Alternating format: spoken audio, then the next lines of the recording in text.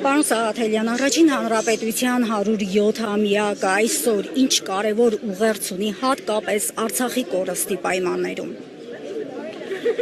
Տեսեք, մայիսի 20-ը 8 հայ ժողովրդի պատմության մեջ շատ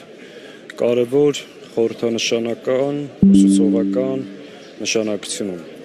Մայիսի 28-ը ապացուցեց, երբ որ կա ազգանվեր առաջնորդություն, կա կամք, կա վճռականություն, հնարավոր է հաղթել գերակշռող թշնամուն, ստեղծել պետականություն, պահել, պահպանել։ Մայիսի 28-ի խորհուրդը մեզ սովորեցնում է, որ չպետք է տեղիք տալ թուլամորթներին, թշնամու հրահանգներին, կարճած մնալ հայկական հողին եւ պաշտպանել, այդ դեպքում հաղթանակը երաշխավորված։ Պարոն Սաղաթելյան, այսօր Սարդարապատում Նիկոլ Փաշինյանը հայտարարել է, որ մենք այսօր ավելի պետություն ենք, ավելի ինքնիշխան ենք, քան երբևէ, ավելի նշել է, որ հայ ժողովուրդը այսօր հայրենիք փնտրելու կարիք չունի, սա ինչ բացատրություն ունի։ Գիտեք, դա անհայրենիք, անսրբություն, անձի ձևակերպումները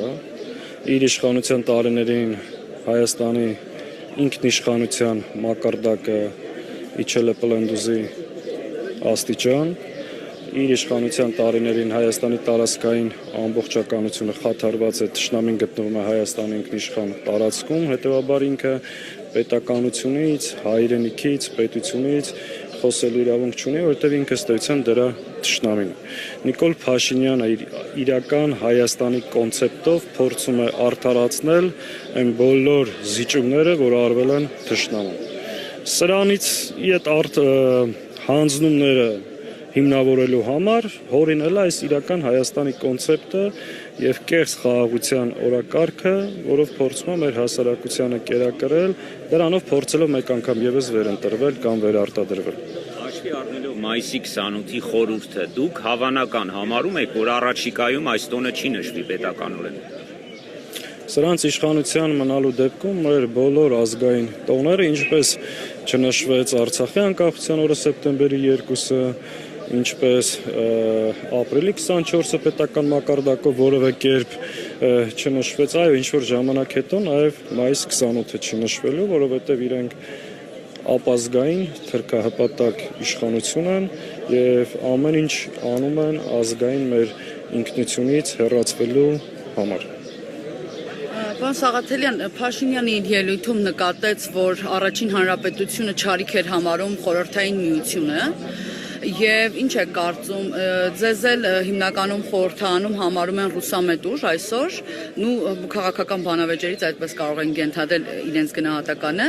ինչ է կարծում այսօր այդ վտանգները կան եւ արդյոք այդ չարիքը Փաշինյանն այսօր էլ է տեսնում։ Մեզ որևէ մեկը որևէ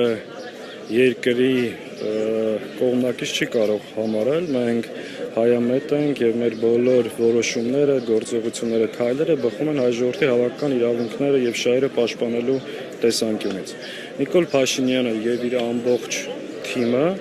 երկրում ծավալում է հստակ հակառուսական քարոզչություն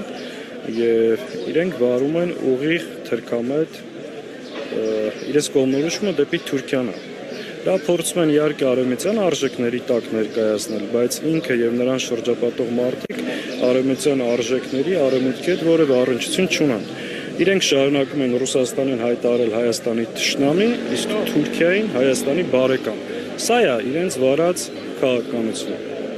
Պարոն Սաղաթելյան, Անուր Սիմոնյանն էլ 2 օր առաջ ասել էր, եթե խաղաղության պայմանագիրը լինի, ապա հայերը կարող են գնալ Բաքվում ապրել, ադրբեջանցիները վերադառնալ այն գյուղեր, որտեղ ժամանակին Հայաստանի Հանրապետության տարածքում են ապրել, սա որտեղ է տանում։ Ես կարծում եմ իշխանափոխությունից հետո միակ վայրը,